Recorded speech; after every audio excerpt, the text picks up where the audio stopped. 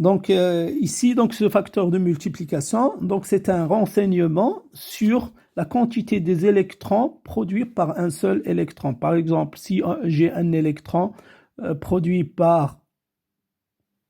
une par une particule, donc cet électron, lui, tout seul, il va ajouter cinq autres électrons dans le gaz de la chambre d'ionisation. Donc pour ceci, donc pour répondre à la question numéro 5, il nous dit calculer l'amplitude du signal issu d'une particule alpha de 5 MeV complètement arrêtée dans le compteur. Donc cette particule alpha, maintenant, donc ici vous avez une particule alpha qui va arriver dans notre compteur. Bien sûr, elle va faire plusieurs interactions.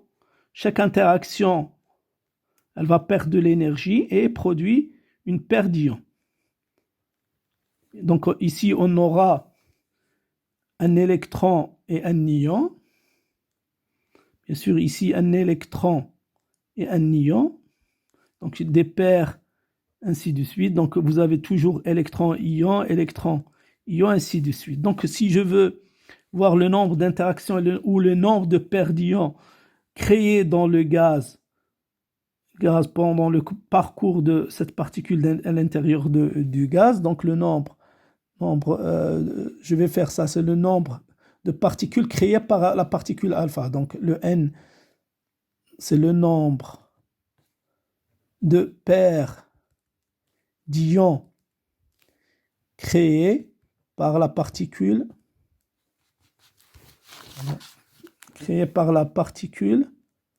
alpha.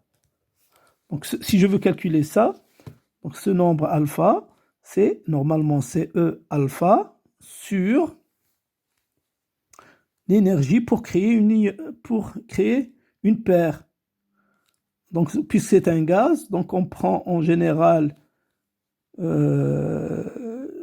l'énergie pour créer une paire dans un gaz, c'est 30 électronvolts. La particule que nous avons ici, elle a une énergie de 5 MeV. Donc c'est 5 fois 10 à la puissance 6 électronvolts, bien sûr. Si vous calculez ceci, donc vous aurez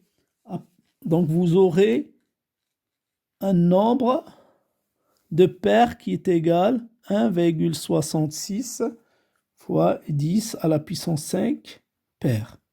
C'est-à-dire c'est le nombre d'électrons qu'on va avoir ici. Donc ici, on ne doit pas oublier que chaque électron créé ici, lui aussi, lorsqu'il va se déplacer dans le gaz, chaque électron, il va créer un nombre d'électrons. Donc, et ceci pour calculer ce nombre créé par chaque particule. Donc, normalement, il est donné par le facteur de multiplication. Donc, si je veux calculer le nombre d'électrons ou nombre d'électrons, donc ça c'est le nombre d'électrons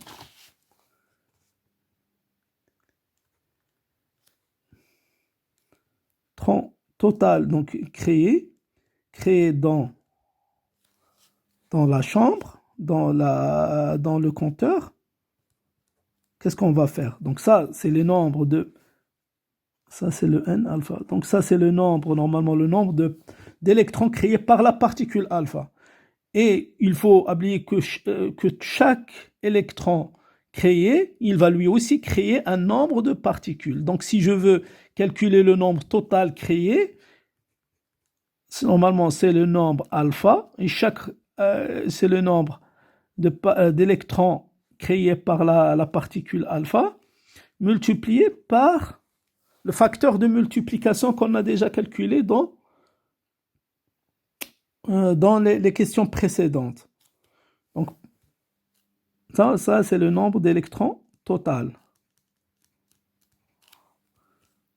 Donc maintenant, pour calculer le signal, donc on a, si vous voyez ici, vous avez comme donnée la capacité de votre capacité de condensateur qui correspond à notre chambre d'ionisation.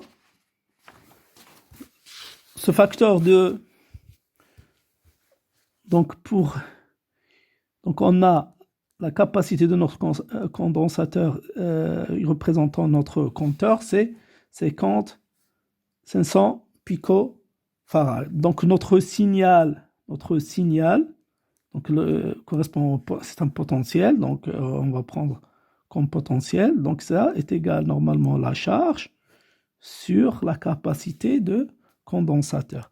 Pour la charge, c'est normalement le nombre d'électrons accumulés donc, près des armatures, donc qui est égal normalement au nombre total d'électrons créés multiplié par leur charge, par la charge d'un électron sur le condensateur. Donc ici, on a déjà calculé ce nombre.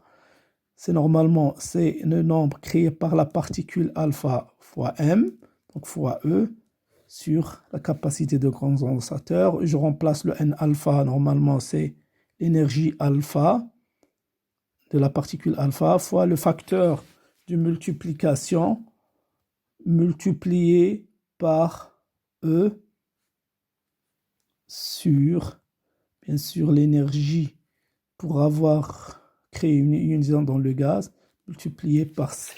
Donc, si vous remplacez tout ça, vous allez trouver que le potentiel, donc l'amplitude de notre signal, il est donné, si on le calcule, on va trouver est égal à 0,102 millivolts.